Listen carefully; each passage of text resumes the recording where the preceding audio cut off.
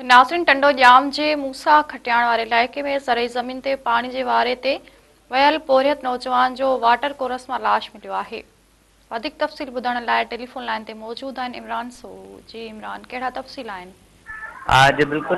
टंडो जाम वेझो जेको आहे मूसा खटियाण वारे इलाइक़े में वाटर मां जेको आहे नौजवान जो लाश हथ आयो आहे। जेको आहे अखियुनि ॾिठनि शायदनि उते जेको आहे लाश खे ॾिसी ऐं पुलिस खे इतला कयो, जंहिं जेको आहे पहुची ऐं फोती जो मड़ जेको आहे वाटर मां कढाए जेको आहे अस्पताल मुंतकिल कयो। फोती जेको नौजवान आहे उन जी सुञाणप ॻोठ अबू तालिब सिपियो वासी 18 वरनि जो अभाबियो कोली तौर थी वई आहे।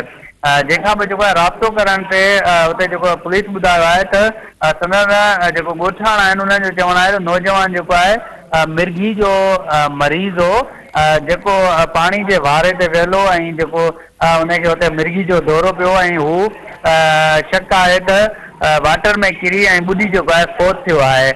जेको इतला आहिनि त वारसनि जेको आहे वॾी कानूनी कार्रवाई करण खां जेको आहे इनकार करे छॾियो आहे, जंहिंखां बि जेको पुलिस कागज़ी कार्रवाई मुकमल करे जेको लाश आहे उहो वारसनि जे हवाले करे छॾियो आहे।